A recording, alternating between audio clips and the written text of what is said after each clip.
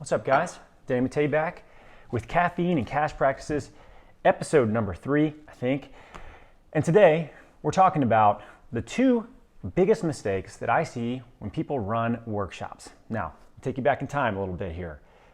Circa 2014, Atlanta, Georgia, I am going around to every single gym, business, building, anything I can find to literally teach people some shit that I knew that I was teaching my clients, that I was teaching at the CrossFit Movement and Mobility Trainer course. I literally went to a florist shop one time. I taught at a workshop where I drove an hour and there was one guy that showed up. And it was really a huge bummer because it was kind of a waste of time. He didn't even come in to see me. I taught all over the place. And over the course of a year, I ended up teaching about 30 workshops. So it was around 2 to 3 places a month. And what I realized was workshops done correctly can be one of the strongest feeders of new patients, of incredibly qualified new patients to your business as a cash practice owner that I know of, even today, that exists today. And there's a lot of options out there. There's, social media marketing, there's paid ads, there's referral marketing, there's SEO, there's all kinds of stuff that is digital, tech-based, that can definitely work. Here's the thing that happens with that. It also changes really, really quickly. People have been educating other people for probably as long as there's been communication. And in doing so, if you can educate somebody and talk on a level that explains their problem better than they even understand, you inherently become the solution to their problem. If you can communicate that clearly, that's really, really, really important. So one of the things that we see with the mastermind group that we work with, and when I say we, I'm talking about Physical Therapy Biz. So if you're interested, head to physicaltherapybiz.com, check out more of what we do. This is not theory. This is literally based off of boots on the ground. I've done a bunch of this shit, and we actively work with 200 businesses in our mastermind that run stuff like this constantly. So we get data in real time about what's working, what's not working, what kind of conversion percentages are we seeing on these.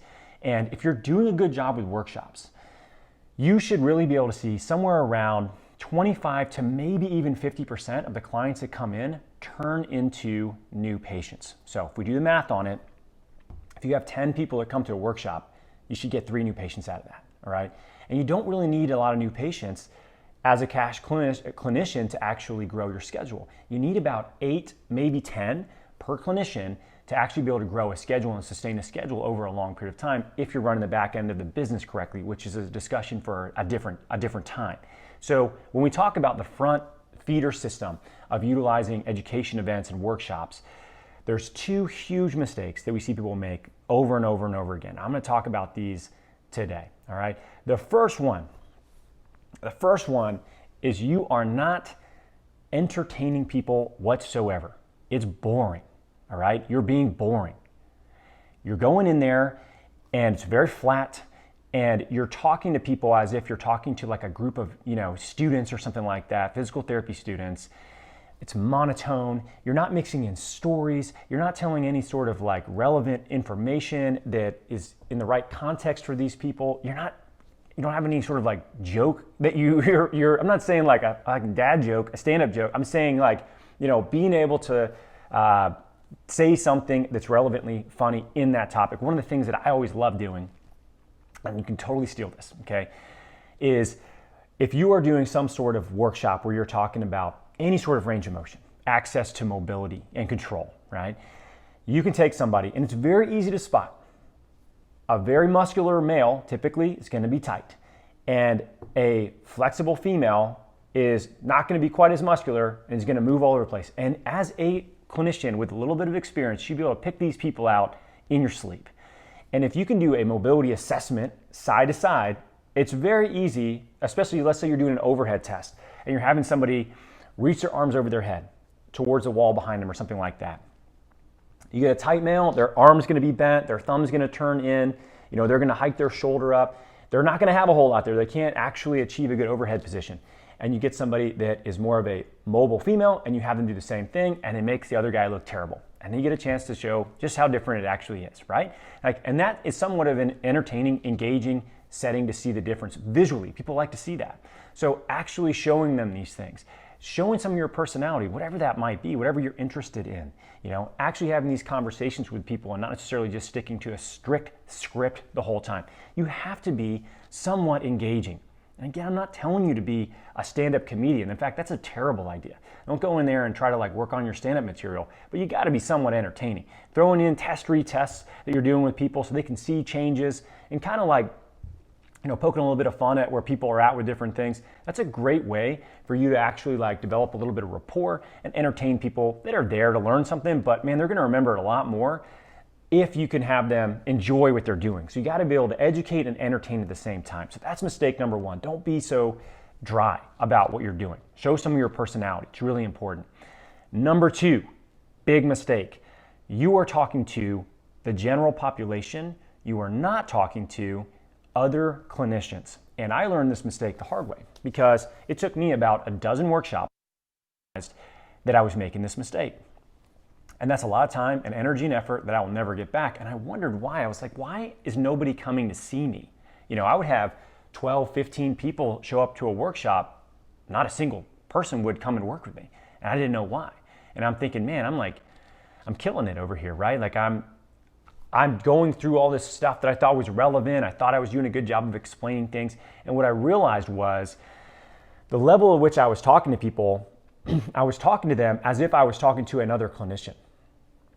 And what I wasn't doing was dumbing it down enough to where it was on a level where somebody that's not a clinician can understand what the hell we're talking about. And this applies also in the clinic. This is a huge mistake that we see people make where they literally explain to a patient whatever's going on with them in the same manner in which they would explain it to a colleague.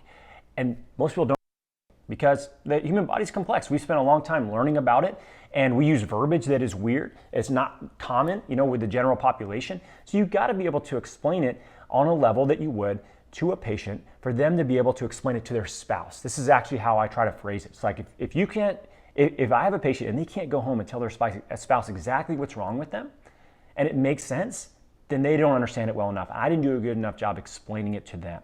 So when you go to teach workshops, whatever you're going to talk about, go through that material and then ask somebody else. Maybe it's your spouse, maybe it's a friend. They can't be a clinician though. Ask them if what you're talking about makes sense. And ask them to be honest. Because if it doesn't make sense to them, it's not going to make sense to the people that you are actually talking to. All right? So you have to really dumb it down, not in a bad way, but you have to simplify it, make it more simplified. And I think this actually is really hard because it shows depth of knowledge. You have to have a very significant depth of knowledge to be able to simplify a concept down to where people can understand it that do not have that same level of training. So you may have to spend a little bit of time on what you're talking about, on whatever your topic is, to really strip away the things you don't need and make it crystal clear about what they're actually working on, what the problems are and the root cause, and ultimately how you can help them solve that problem. So, two big things. Number one, you gotta show your personality. You gotta entertain them as you educate them somewhat. Don't be a stand-up comedian, but at least be somewhat engaging as best you can. And number two, do not overcomplicate it. Simplify it. Make it very, very simple. Keep it to only maybe a few things that you're going over with them, and give them plenty of time to do things and have a practical component to it. And ultimately, the real litmus test is how many people after a workshop come up and want to talk to you afterward. If you have 10 people there and all 10 of them are standing in a line waiting to talk to you, you killed it. Whatever you talked about, whatever you did and presented, you hit the nail on the head.